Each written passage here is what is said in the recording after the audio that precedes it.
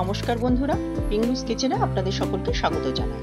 আজকে যে রেসিপিটা বানাচ্ছি খুবই লোভনীয় একটা রেসিপি, চলো দেখে নেওয়া যাক। এখানে আমি রুই মাছের পিস নিয়েছি 4টে। এখানে হলুদ দিয়ে দিলাম আর লবণ দিয়ে দিলাম, দিয়ে ভালোভাবে এটাকে মিশিয়ে ভালোভাবে হাত দিয়ে মাখিয়ে নিতে হবে।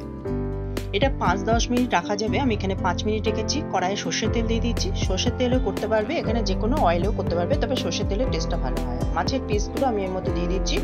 আমি উল্টে পাল্টে ভেজে নেবো এগুলো। দেখো উল্টে পাল্টে আমি ভেজে নিচ্ছি। ভাজা হয়ে গেছে, এবার আমি তুলে নেব। মাছ ভাজা হয়ে গেছে, দেখো একটু লালচে লালচে হয়েছে, তবে খুব কড়াভাবে ভাজবো না। এবার আমি একটা আম নিয়ে নিয়েছি। আমের এক সাইড আমি খোসা ছাড়িয়ে নিয়ে পেস্ট করে নিয়েছি। এবার আমি সর্ষে বাটাও নিয়ে নিয়েছি। সর্ষে পেস্ট করে আমি ছেঁকে নিয়েছি আর 5 ফোড়ন নিয়েছি।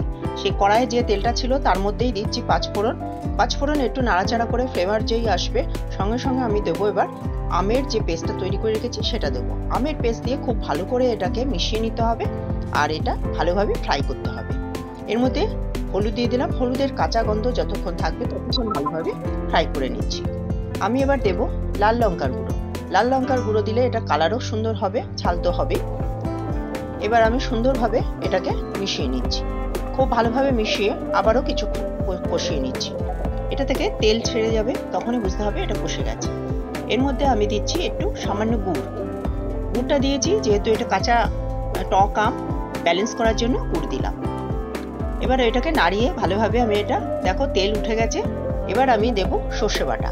সর্ষে বেটে আমি ছেঁকে নিয়েছি, কারণ এটা স্টমাক প্রবলেম হয় খোসাটা যদি থেকে যায়। তো এটা ভালোভাবে মিশিয়ে নিচ্ছি। এটা কিন্তু বেশি কষাবো না, আর এটা কয়েক সেকেন্ড আমি কুক করবো। এবার বাটিটা ধুয়ে আমি একটু জল দিয়ে দিলাম। দেওয়ার পর আবারও কয়েক সেকেন্ড ঘুরিয়ে নিলাম। একটু আমি লবণ দিয়ে দিলাম। লবণটা দেওয়ার পর আমি একটুখানি কুক করছি। কুক করার পর অল্প একটু জল দিলাম, পুরো জল দেবো না, কারণ মশলাটা গোটা বেঁধে যেতে পারে। মশলাটা ভালোভাবে মিশিয়ে নেওয়ার পর আমি এখানে 1 কাপ জল দিলাম, টোটাল 1 কাপ জল দিলাম। এই জলটা দেওয়ার পরে আমি মিশিয়ে ছেড়ে দিচ্ছি। এবার এটাকে ফুটতে দেব। ফুটতে দেওয়ার পর এর মধ্যে আমি দেখো ফুটে গেছে। এবার যে ভাজা মাছগুলো তৈরি করে রেখেছিলাম সেই ভাজা মাছগুলো এখানে দিয়ে দিচ্ছি। এই ঝোলটা কিন্তু বেশি নয়, সেই জন্য আমি উল্টে পাল্টে দেবো। এখানে 2-3 মিনিট এটাকে করব, যাতে এর মধ্যে ঝোলের আমের ফ্লেভারটা, আমের ট্যাঙ্গি যে একটা টেস্ট সেটা চলে আসবে। সেই জন্য 2-3 মিনিট এটাকে বয়েল করে নেবো। দেখো আমি এই অবস্থায় নামাবো। আমি একটু গাঢ় গাঢ় করে নামাচ্ছি। কেউ ঝোল করেও নামাতে পারো, তবে অত ভালো লাগে না ঝোল করলে, একটু গাঢ় গাঢ় করলেই ভালো লাগে। এখানে সর্ষের তেল দিয়ে দিলাম, কাঁচা সর্ষের তেল। কাঁচা আমের রুই ফিশ কারি আমার হয়ে গেল। দেখো কত সুন্দর হয়েছে, কত টেম্পটিং হয়েছে।